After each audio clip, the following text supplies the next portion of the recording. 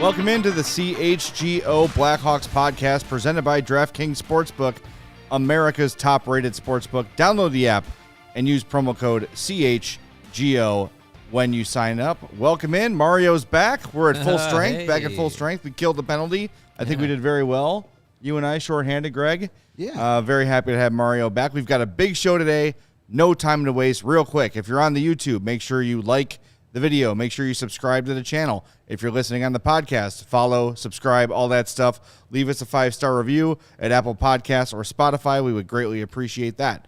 Today's show, in the second half, Greg Boysen will get the CHGO logo tattooed on his arm in the second half of the show. Hence the set change. Yes, hence the set change. Mario is shifted to center while Greg and I have the wings. The bye week. We got to bring up the ratings somehow. It's like ice hockey, two fats and a skinny. You got to have the skinny center with the speed. I love that game. See? Yeah, it's good, isn't it? That works. But most importantly, we're going to welcome in for the second day in a row a very special guest. Shayna Goldman of The Athletic joins us here on the CHGO Blackhawks podcast. And Shayna, we've wanted to talk to you for a while because you write great stuff all the time, but two awesome things for Hawks fans. First and foremost, how good is Connor Bedard going to be? And we got in that conversation with ESPN's Emily Kaplan yesterday. And the one that really got my attention is if the Blackhawks hadn't sold off, how good would they have been this year? How big of a difference would it have made?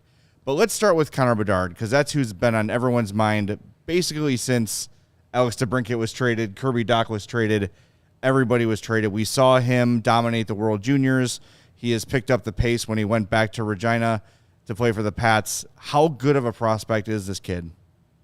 He's really good. I think looking at first overall picks is honestly really difficult because we've been spoiled by the likes of Austin Matthews and Connor McDavid. And if someone doesn't match up to that, automatically everyone yells their bust and their disappointment. You look at Rasmus Dahlin, he's a prime example of that. He's hitting his stride now, but some didn't have the patience for him to get there. And in recent years, we've seen first overall picks struggle a little bit more, the Jack Hugheses of the world, and look at what he's doing now. And, Alexis Lafreniere still hasn't hit his stride at the NHL level. So all of that is worth keeping in stride. There's a middle ground between having a terrible rookie year and having a fantastic one and becoming a generational talent.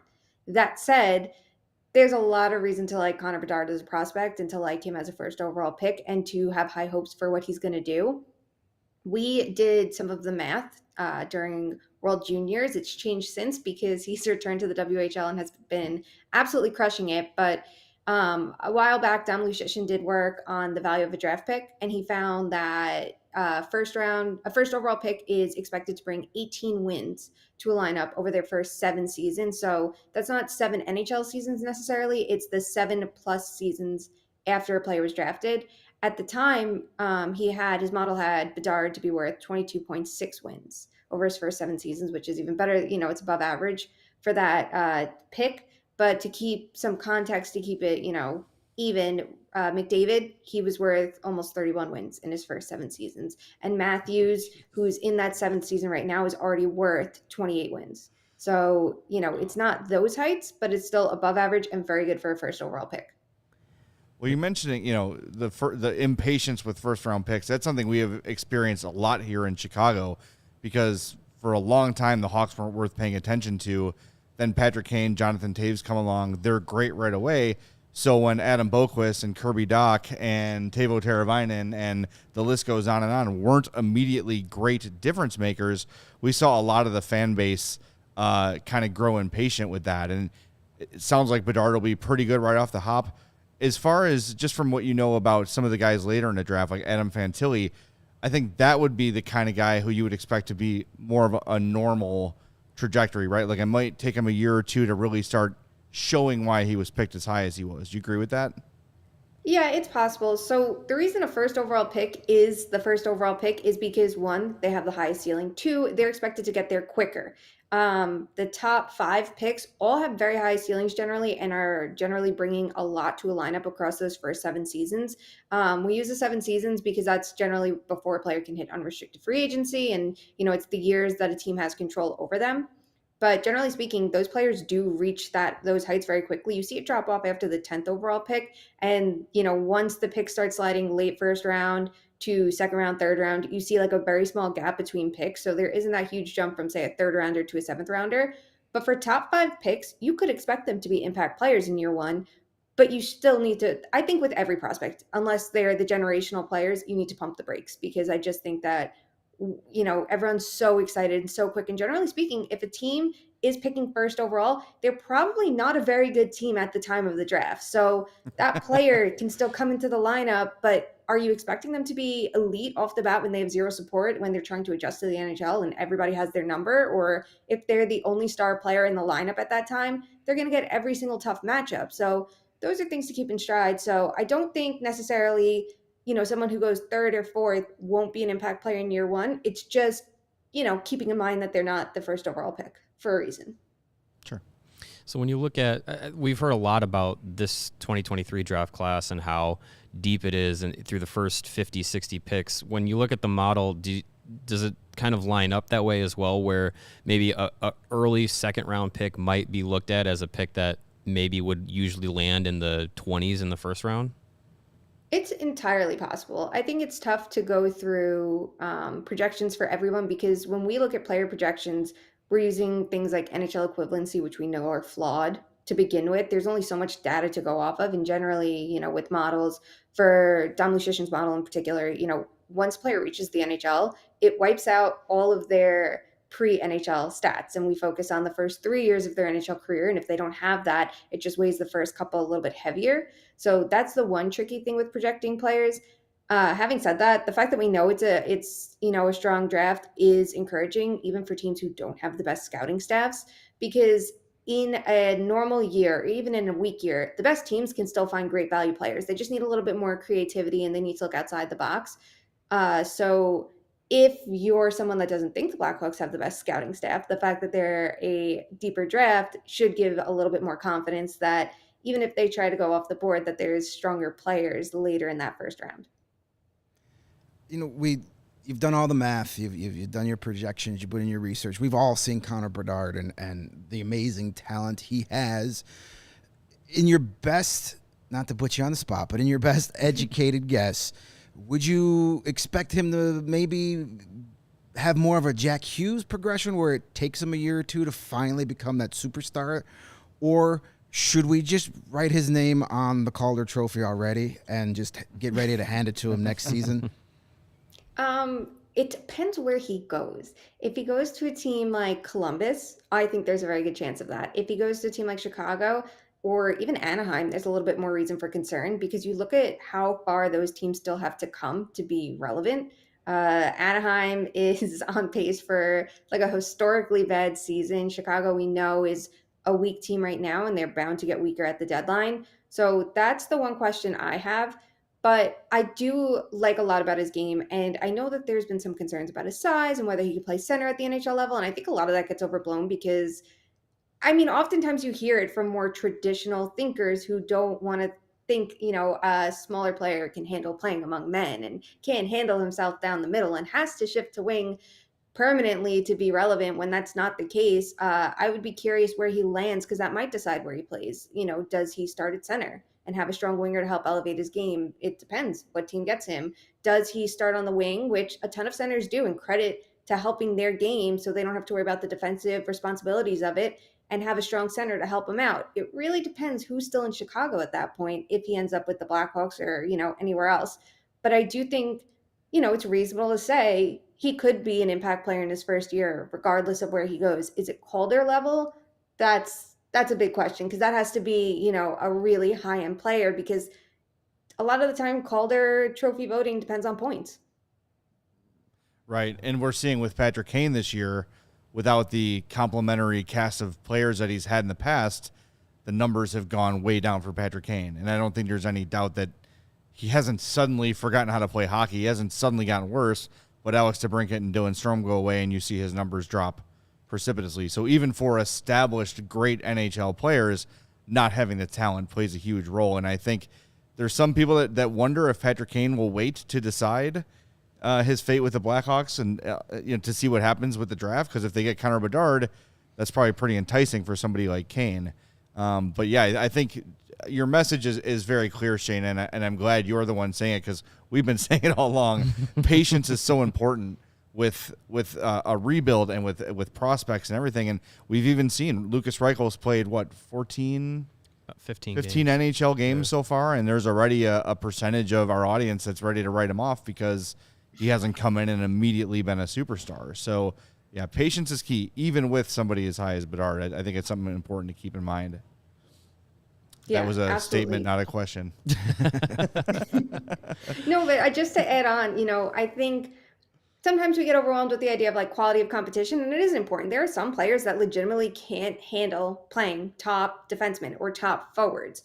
But quality of teammates is one of the most influential things on a player's, shot rates, and the shot rates are usually indicative of production. So that's something to keep in mind. Like you said, Patrick Kane is dealing with the inevitable effects of decline. Absolutely. You could see that in his game. It happens with every player when they get into their 30s. Generally, when someone's super elite, it's just a longer way down, so they're still above average. But when they have no support around them, that's the difference maker.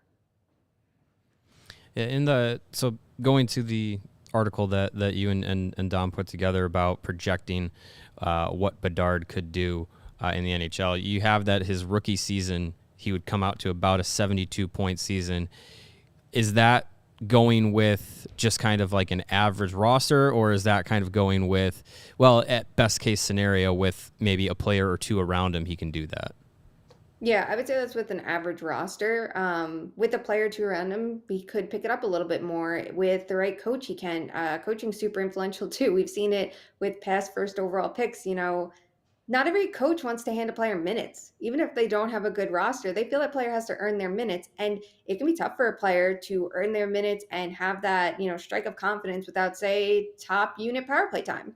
And that can drag down their game. It really does depend on situation. So that's the projection for the average roster. But we have to keep in mind, say he plays for David Quinn in San Jose.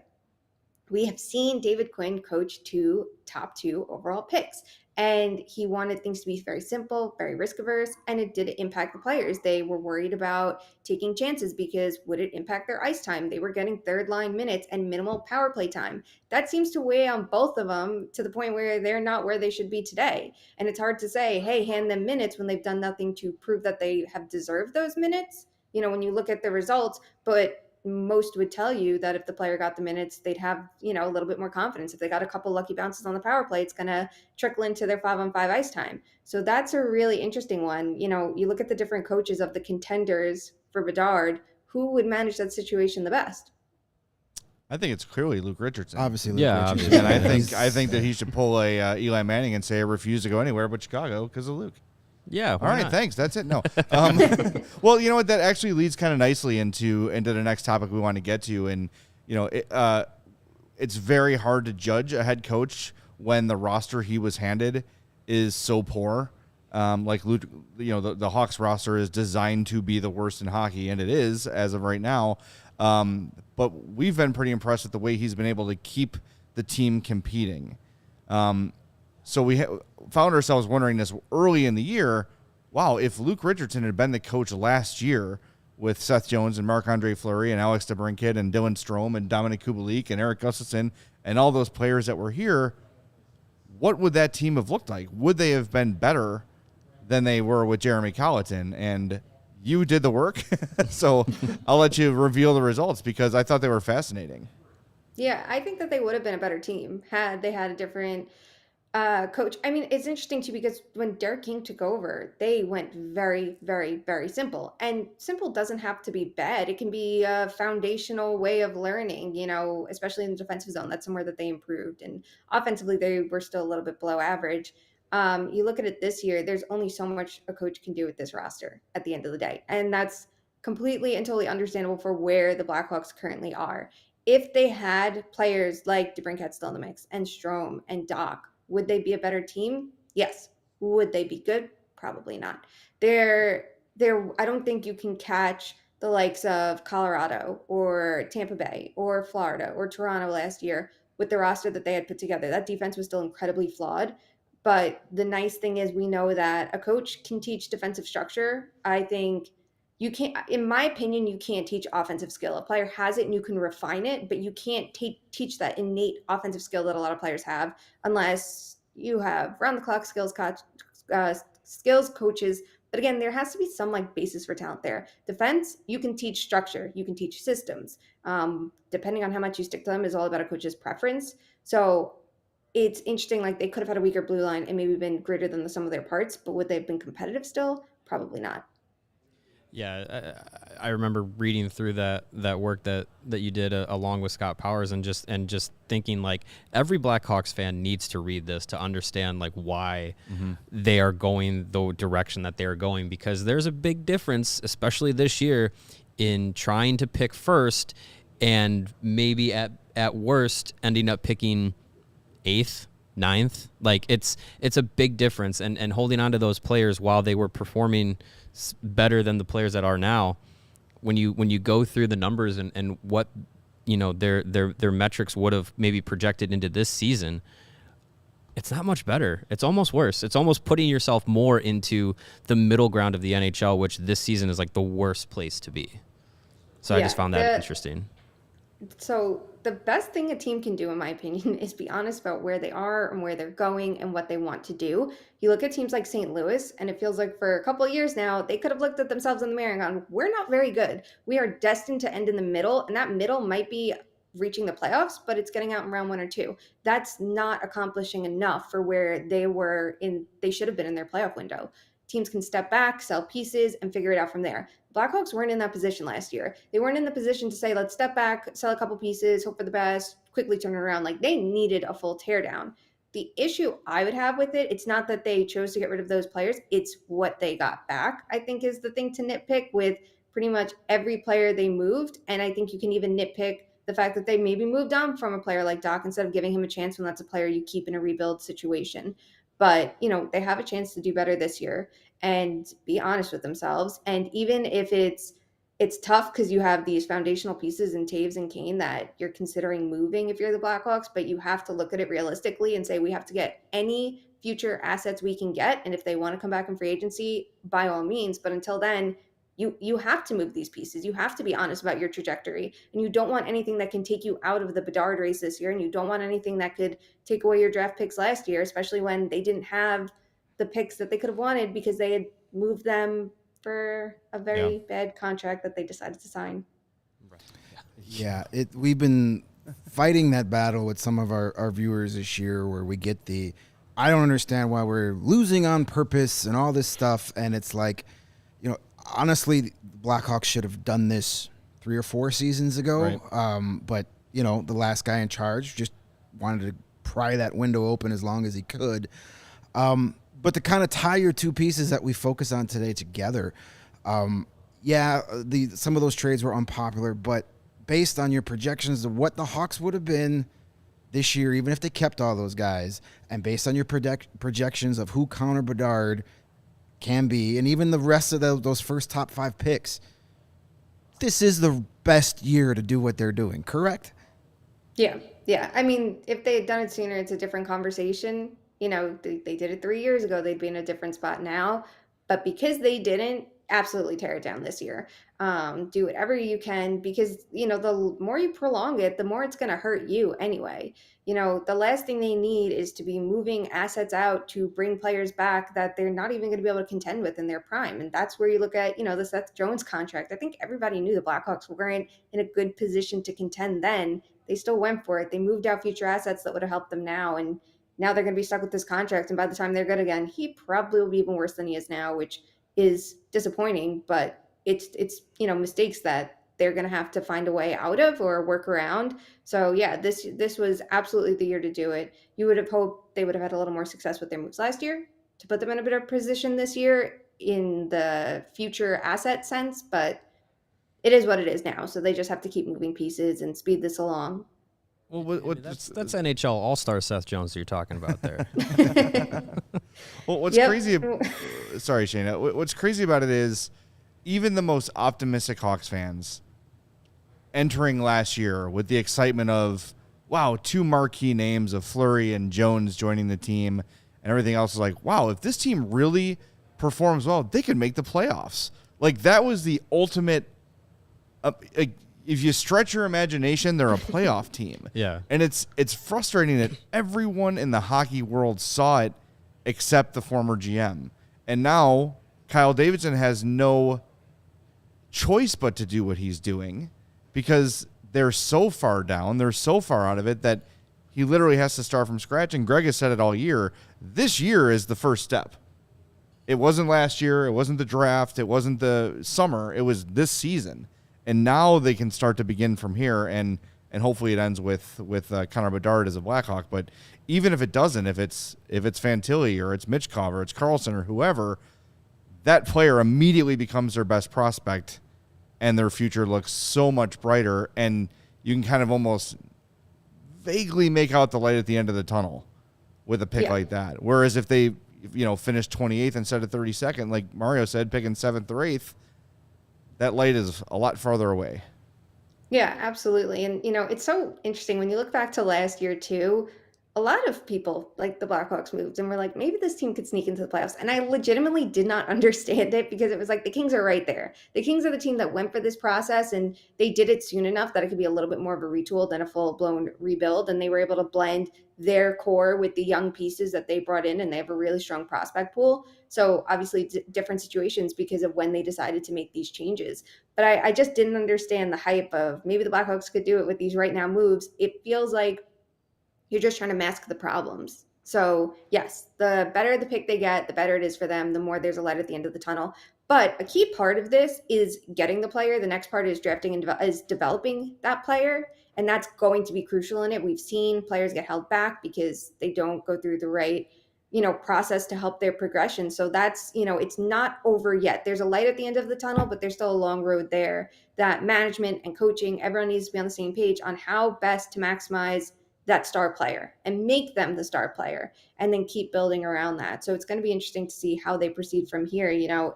That's the first step of turning this around, I think, is getting that top pick. You look at any rebuild, you look at the Lightning years ago, you look at the Blackhawks last time they did, you look at the Kings, the Jets, the Devils, they got those top players and then they kept building around it versus, say, the Sabres, who got the top player, didn't do their best at drafting and developing all of them, and then tried to speed up the process by handing out really big contracts to mid-tier players as an effort to accelerate it, which ended up burning them.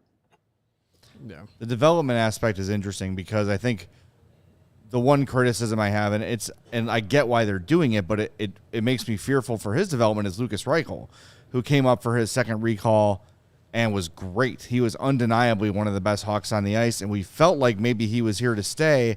And then realistically, the Hawks look and say, well, if we keep him around, that might hurt our draft situation. They sent him down, and he's really struggled since his return back to Rockford. He had been on like a point-per-game pace, and since going down, he's really dropped off. So you have to wonder what kind of impact does that have on him. And I'm a little bit concerned at the way he's responded. And part of that's on him, obviously. But like you said, if you can't develop the prospect, it doesn't matter who it is, right? And I'm wondering if you're feeling the same way about the way they've handled Reichel. Yeah, it's a tricky one there because I understand them worried about their draft stock, but that's not the way to do it. It's moving out the NHL players on expiring contracts or the NHL players with a year and a half left and just focusing on the building the players' skill sets that they have.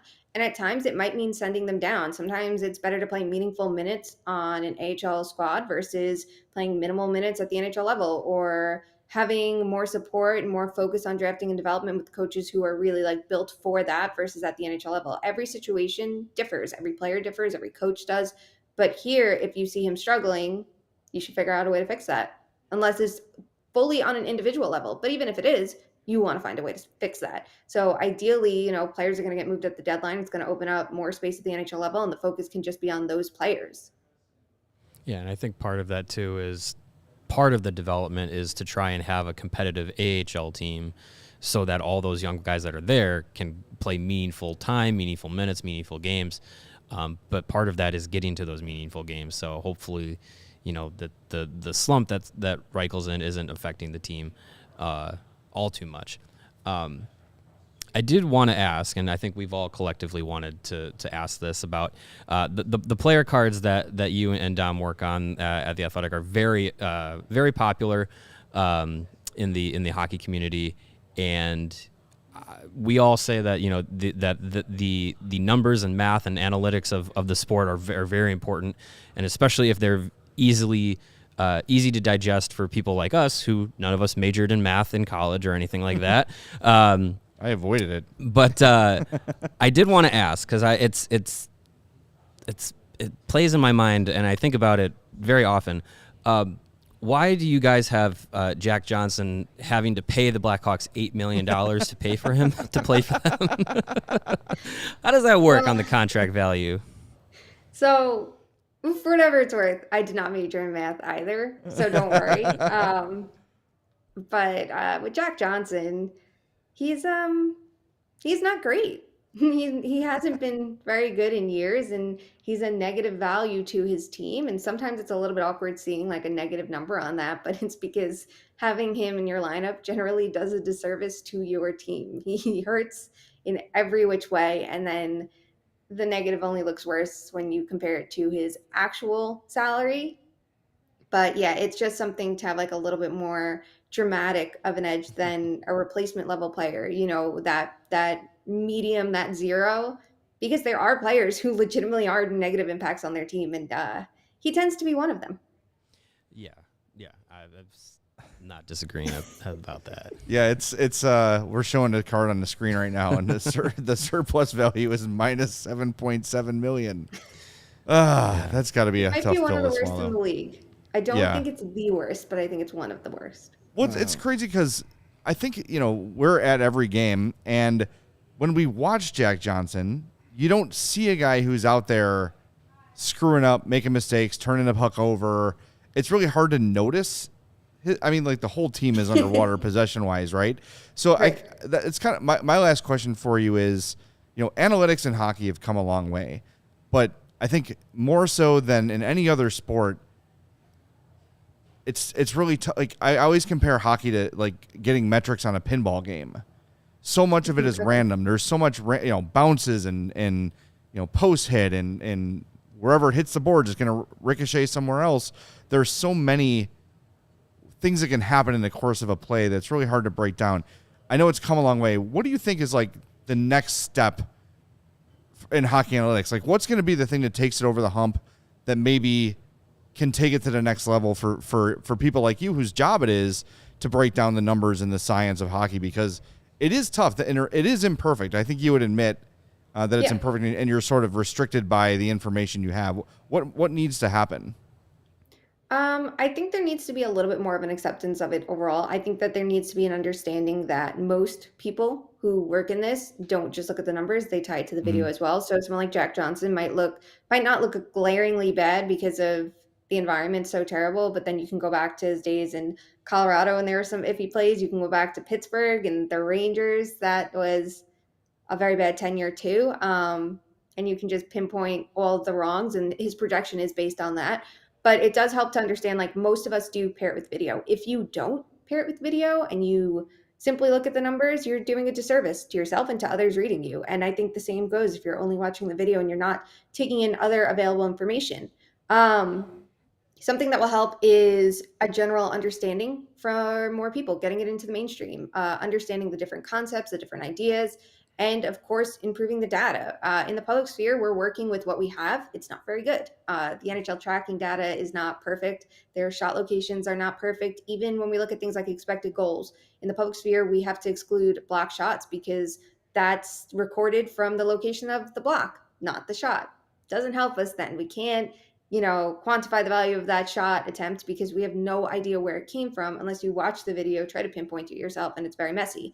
It would help to have things like pre-shot movement. A lot of private models already have this information, and that's, a big difference. So it helps to know, is a shot more dangerous because it was preceded by cross-lot pass? What about on the other end? Was it a rush or a rebound? There's things that we can use as proxies, but to have that legitimate information, it would help. And just more consistent, forms of it, having a full database with zone entry data and zone exit data and stick checks and body checks that actually show separation of the player from the puck when a hit's made. So it's like an effective hit.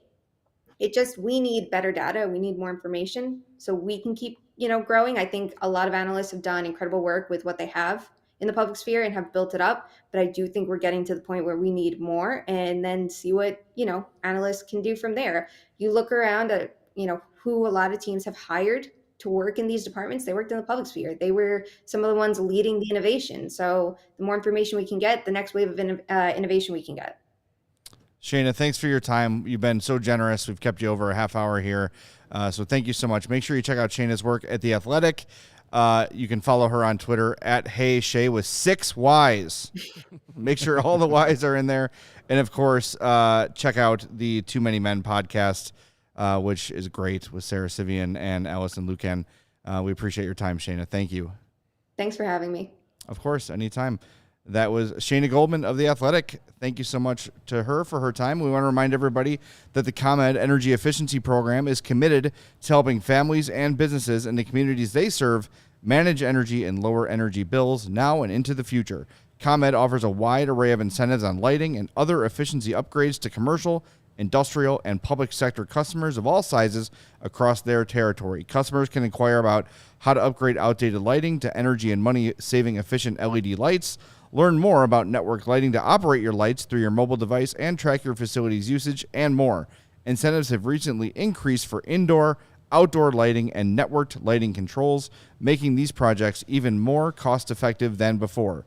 Visit ComEd.com/poweringbiz now to start saving money and energy, and to start a project, contact them at 855-433-2700. For more info, email businessee@comed.com or publicsectoree@comed.com.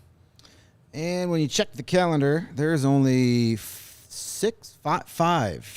games left at the United Center. 5 before the trade deadline. So possibly 5 games to see your favorite Blackhawk Jack Johnson still in a Blackhawks uniform. So if you want to get tickets to one of those 5 remaining games, we highly recommend you use Game Time, the hottest new ticketing site that makes it easier than ever to score the best deals on tickets to sports, concerts, and shows. Have you ever dreamed of sitting in a seat you thought you never could? Like the 50-yard line, courtside, right at center ice. Maybe you love those 200-level seats. Well, it's possible with the Game Time app. The biggest last-minute price drops can be found on the seats you thought you could never buy, and you will not find better deal on Blackhawks tickets this season. They guarantee the lowest price. If you find a better price on one of those other imitation ticket sites, let them know over at Game Time. They will match it. If you love CHGO, then you'll love Game Time. The best way to support us is by buying your tickets through the link in the podcast description. If you're watching live on YouTube, go ahead, scroll down, smash that giant white thumb, and under that, you'll see the link to Game Time. And wherever you're listening to today's episode, you will see the link in the podcast description. So click on that and join 15 million people who have used Game Time to score the best seats to all your favorite events. All right, the time has come. For you to get tatted up. Do we need to give Bob some time to get over here? Yeah, I think he's been setting off in the green room, i.e. the last table, and I think we're gonna get ready to roll here. We're gonna get a little CHGO logo, not the letters. The letters will not be tattooed. That comes with the lifetime contract. Yeah, that comes with the lifetime contract. I gotta get the lifetime contract from Denver, but. Being joined by our guy Bob Haase from Family Tattoo over at 2125 Belmont. They great little tattoo shop. They did my most recent one about a month ago. Nice. Yeah, they're over on Belmont, just Roscoe Village, just east of Western Avenue. So they are. You can find them Family Tattoo on Instagram. Great little shop there. So when I was there getting this tattoo about a month ago, I said, I have to even out my arms now. I want to keep this arm all black. And I'm thinking, let's just get the CHGO logo, just the flag.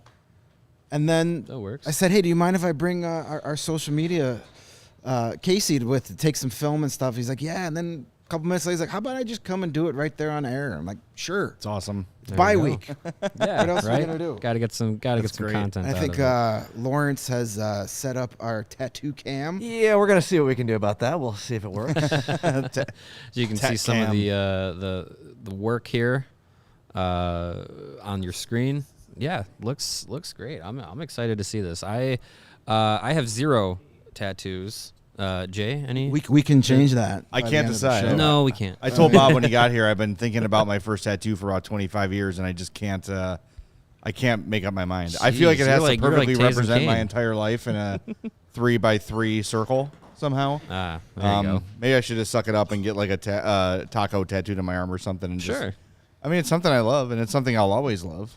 That's true. Right. I can't imagine a day Can't you're say going to the wake same up. for Def Leppard, which sounded like a cool idea 30 years ago. You know, I can't imagine there's ever going to be a day where you wake up and go, you know what? I'm over those tacos. I really I'm regret done. that. I really promise regret you- this tattoo. I can promise you that's not the case. And as Greg and Bob get set up here, want to remind everybody about our CHGO takeover on Friday, February 10th at the United Center Hawks Coyotes. We have single-digit tickets. And when I say single-digit, I mean like 2, right? Yeah, Maybe it's- 2 or 3 tickets left. It's getting whittled down. For our takeover. So jump on that, allchgo.com to get your tickets. And remember, if you are a CHGO diehard, you save 20% on our takeovers, on our tailgates, on all of our merch at the CHGO locker. And so if this is your first event, it's a perfect time to sign up to be a diehard because you'll save on the event and get a free T-shirt for your trouble. It's gonna be a for good time. becoming a CHGO diehard. So while this happens, we've got some hockey conversation. Yeah, let's to just have. keep Yeah, the there's things conversation to going talk here. I about. mean, there's no reason to. We have the first major Yeah, just trade. ignore the screams that Greg will. Yeah. No. Oh God. No, I think Greg is definitely a pro. At Yeah, this. he seems like he's got a Yeah, no, got a this high is pain this is threshold. actually kind of soothing. Actually, the shaving of the hair is the part that makes me the most nervous. I'm more worried about getting cut during that than the actual tattooing part. So the first major trade of the season happened yesterday. Yeah. The Vancouver Canucks traded Bo Horvat to the New York Islanders. In return, they got Anthony I can never say his name. Beauvillier. Beauvillier. You got it. 25-year-old with a $4.15 million cap hit. Prospect Atu Rete, he's 20, and a conditional first-round pick, which is top 12 protected. Now, Horvat was probably the top prize in the trade market. A guy who's on pace for 60 goals, really good player, still in his prime, Yeah. entering his prime even, you could probably argue. So while a lot of people are kind of panning the return here because, well, they're panning the trade in general because the Islanders are not like cup contenders by any means. No. And they didn't really Vancouver didn't get any super prospects back in the deal either. Yeah, they got a decent player, decent prospect, and a decent first-round pick. That's great. But if this is going to set the market for Kane and Toews, it kind of makes you wonder, Hey, what's that noise? what's the return going to be? Yeah. Well, that is louder than I expected. Yeah. I mean, if you listen to, Patrick Alvin, the GM of the Canucks, they got 3 first-round picks for Bo Horvat because Beauvillier was a former first-round pick. Rete also, a first-round caliber player, and then, like you said, the protected first-round pick. But yeah, it really made me kind of raise an eyebrow because I was just like thinking, Bo Horvat, the way he's been playing and going to a team like the Islanders where, he's got 30 goals already this season and they've been struggling to score all season. You would have thought maybe to get that hole, plugged in your armor there for the Islanders, you would have had to maybe give up a little bit more, or that a guy that caliber would have garnered a little bit more. But I think what plays into this is that, the trade deadline always, I think we always get into our heads about like, 4 first-round picks for Patrick Kane or anything like that. This trade, definitely fits along the lines of like what a trade deadline return usually is for these top tier guys. It's a current player, a top prospect, and a pick, and an early pick. And you look at what Claude Giroux went for. It was a top prospect. It was a pick, and I believe a player was also involved in that, an NHL ready player. So it kind of goes along the lines. And so I think if we're thinking about how this impacts a Jonathan Toews or Patrick Kane, probably more Patrick Kane, like you said, once Horvat has now been traded, and now that Timo Meier is probably the next prize off the board, the returns on those 2 trades are probably going to be the caliber of what Patrick Kane will eventually fetch. And I think if we're we've talked about a lot of teams that could be in play for Patrick Kane. I think if we're talking a first round pick this year, if we're talking a upper tier prospect and a guy who can step into the lineup on day one, I'm okay with that at this point. So if this was the Kane trade, I'd be happy with the NHL player. I want a little bit better of a prospect. And yeah, I know Rattay has been playing a lot better lately. Kind of has had a bit of a resurgence here as of late, but I don't know. Maybe we're getting our hopes up too high. And look, we got to remember too that Patrick Kane can say Rangers or nothing, and Jonathan Toews can say Avalanche or nothing, and then those teams are going to be like, "Well, here's what we're willing to give you. Take it or leave it." right. And you kind of have to take it. Yeah, I mean, Retool is an interesting prospect because he's a guy that, his draft year, the year before his draft year, people were talking top 5 pick, top 3 pick, and then he fell. Yeah. He's underachieved a little bit. So, I guess the weird thing is, was it you, Mario? Was it Kevin Weeks that reported that basically the Canucks took the first offer and were like, "Yep, that's what we want." They didn't try and get anything better. Which, if I'm a Canucks fan, that makes me very upset. You've got him. It's what Emily Kaplan said yesterday. Lou Lamoriello's favorite quote: "If you have time, use it." What's the rush? Right. Tell the Islanders, cool, stand by, give us 3 or 4 days. We're going to shop it around. Mm-hmm. But I don't know if they just saw first round pick and ran with it. But everyone knew you were going to get a first round pick for Bo Horvat. Right. How do you? There's no way you're not going to get that. So as a fan of the Canucks, I'd be frustrated because the idea there too is, let's restart the engine a little bit. Let's get some guys that can be part of this next thing. And you get a 25-year-old, 20-year-old, fine, right? They're not going to hurt you anyway. But I don't think it was a king's ransom a lot of people expected. Well, and two, the Canucks really didn't change free up a lot of cap room to try and work out new deals in the future or be able to take on bad contracts or anything like that. So by bringing in Beauvillier, who's on a over $4 million cap hit, Horvat was in the final year of his deal at in the 5 range or whatever. So you're not really changing your money all that much. So it's not like you're freeing it up to bring in new deals or anything like that. I don't really see on the Vancouver side of things how much of a, I guess, future move this is. Like, are any of them going to be better than what Bo Horvat could be through the rest of his career? I don't know. I just don't see that. And maybe it plays into the fact that they weren't maybe expecting to extend Horvat beyond this season. That's why the return on Debrincat wasn't as big as we had thought it would be. Yeah, because there wasn't a certainty beyond this year. So it was a very confusing move, and I think the tempering of expectations is probably best for Blackhawks fans on the return for Kane, because not only was this a bit underwhelming, kind of setting the market for the top trade prospect, but also Patrick Kane is not playing like Bo Horvat has been playing this season. Oh, Horvat. Yeah, right.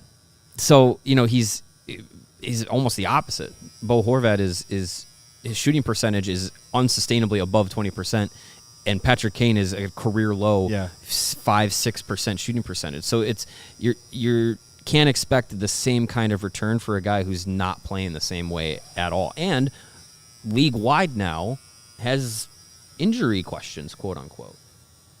So I don't know. It's hard to really get a good gauge on it. Well, Amanat says, Vancouver weren't going to sign Horvat to $8 million for 7 or 8 years, maybe. But I also saw reports that they weren't going to budge from 5.2.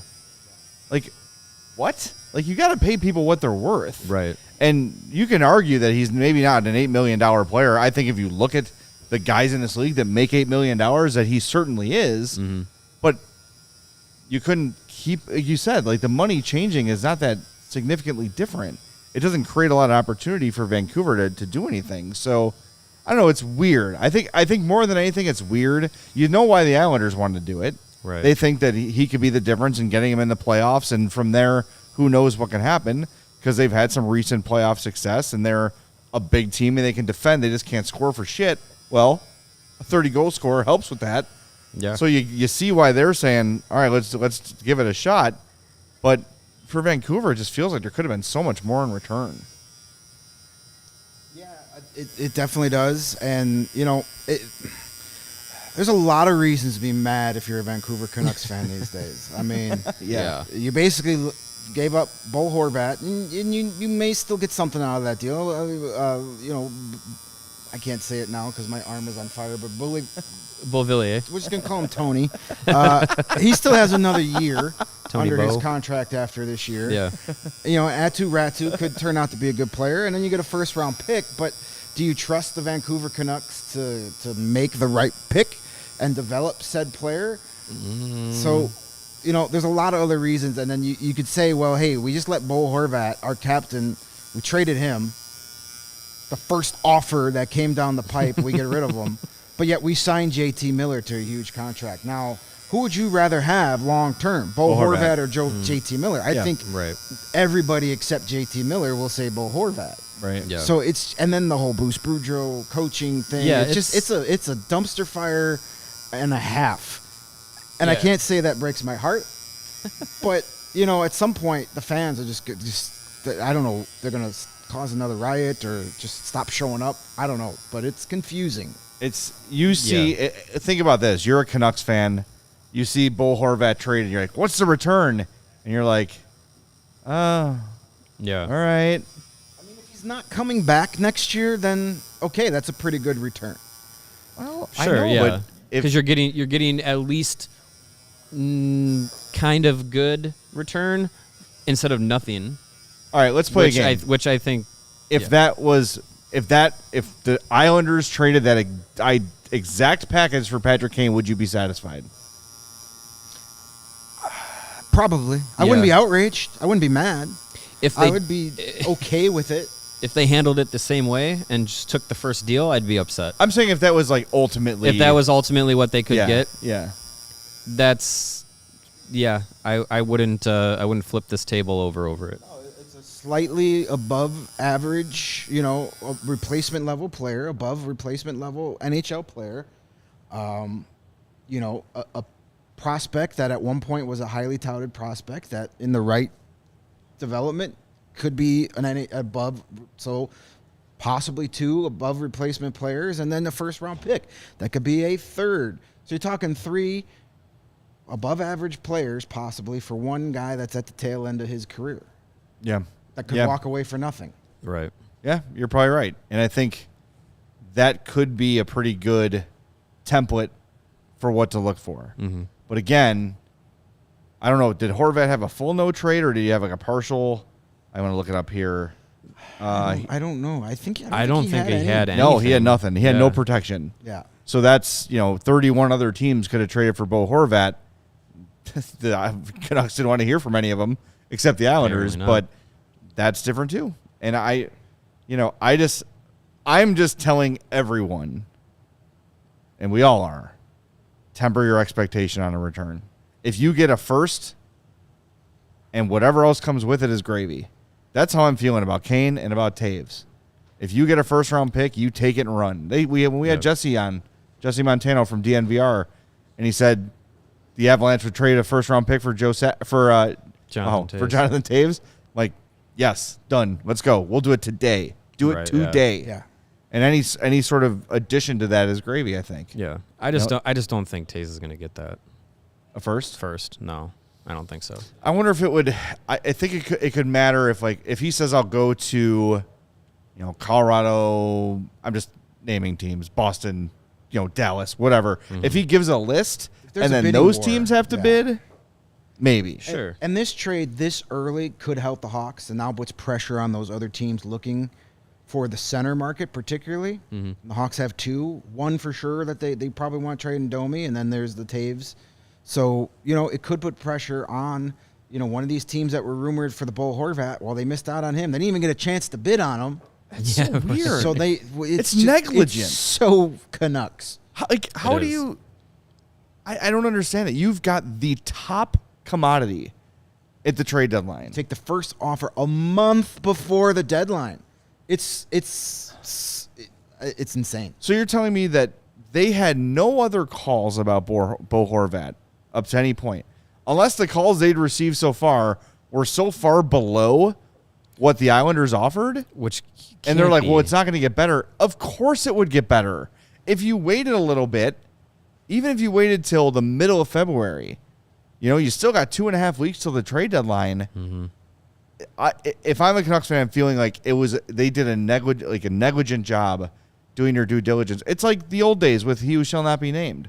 You trade with 3 teams. Right. You're telling me to trade Brian Bickle, you had to get rid of Teuvo Teravainen. You couldn't find any other team in the league that was willing to take a shot on Brian Bickle.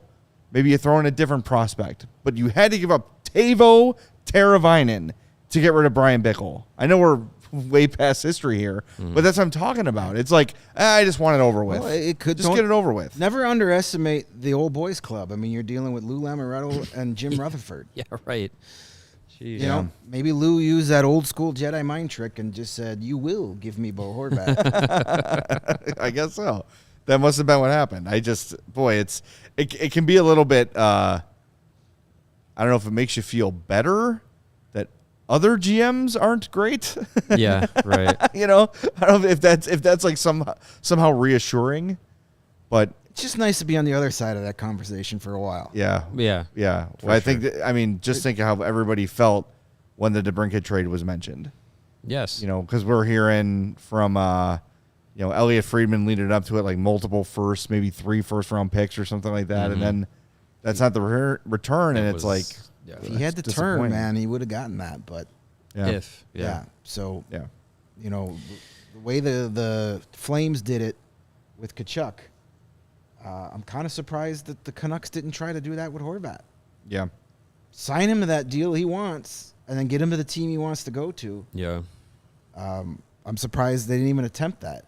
But actually, I'm not. I'm not surprised at anything the Canucks do. They are just Again, an organization with their tires stuck in the mud, no traction. And they're not gonna break it down, tear it down and rebuild, because they're still believing in Elias Pettersson and Quinn Hughes and some of the pieces that they still have on that team it's a great term in this town, and retool on the fly, and the pieces are there. No, they're not. Who has done it where it's worked?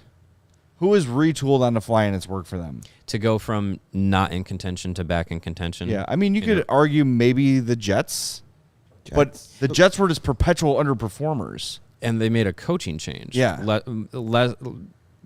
Much less of a roster overhaul. You could argue the Bruins. They kind of fell off there for a couple years. You get Pasternak, though, and that helps a lot. Yeah. Yeah. The Penguins. McAvoy developed. But were the Penguins ever out of it? Yeah, well, I mean, not really. To go that long between cups but still have the same core is unusual. Well, you've got 2, and you could look at Dallas, what they're going through now. You've got 2 of the best.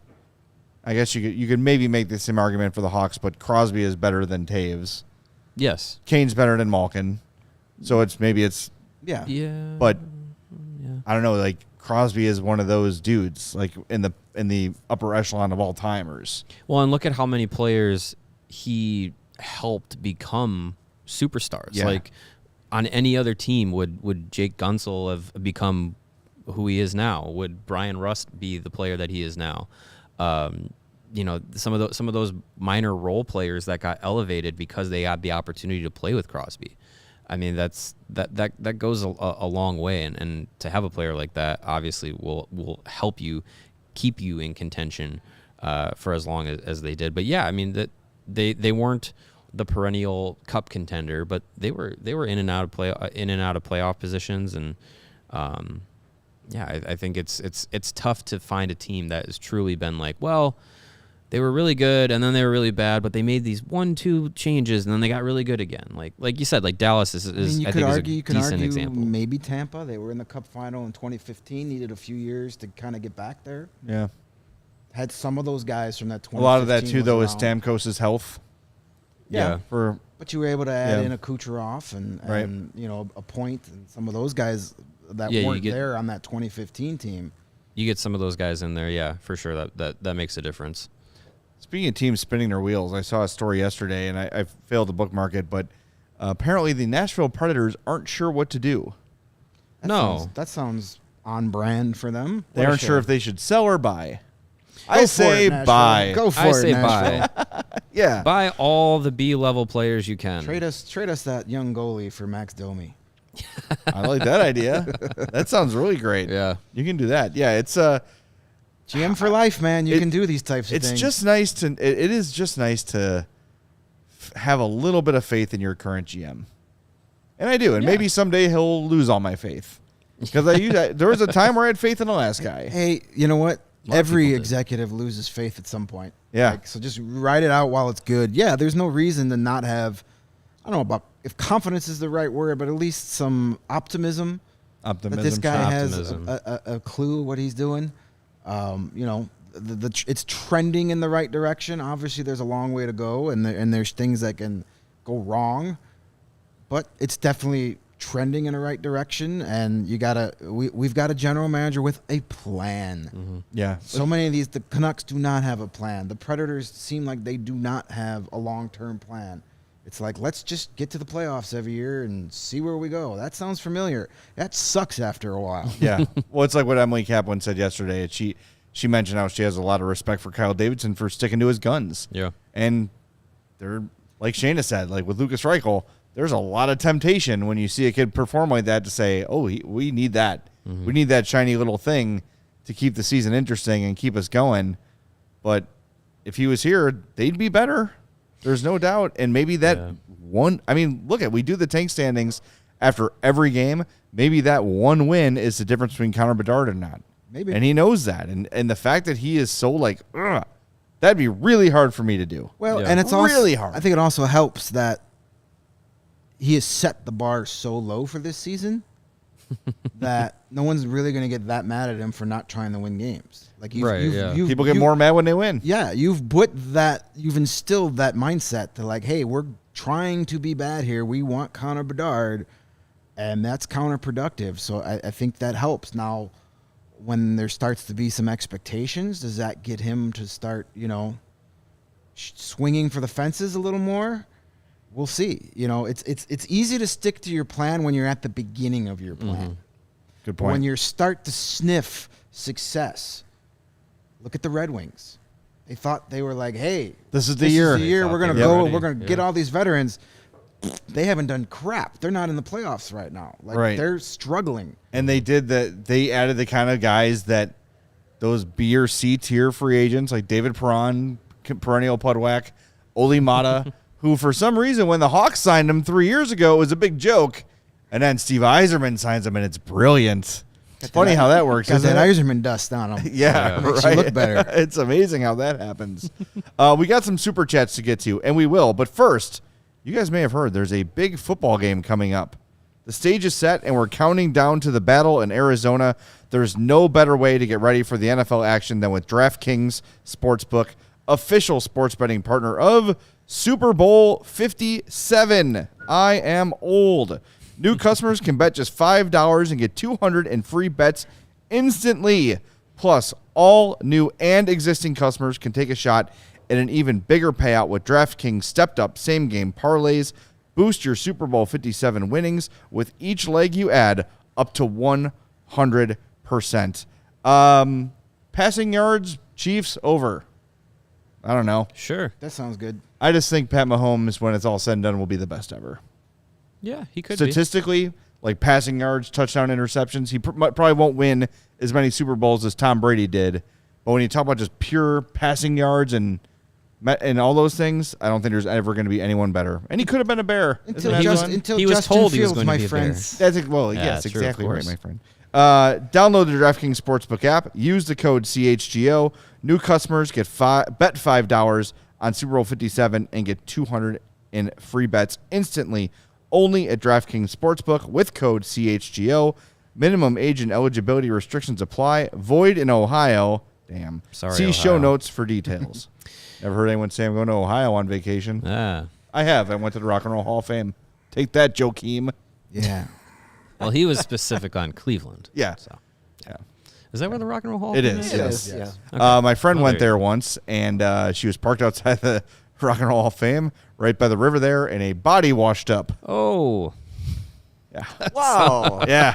That's a good transition to the next ad read. Hey, If speaking you of don't want your body to wash up, speaking of washing things down, Goose Island. Hey, Goose Island Beer Company. They are now supporting us here at CHGO, and we love it. They are Chicago's beer since 1988, and if you didn't know, by the amazing set of cans on the set here, Hey. the Hey, Blackhawks. I'm right here.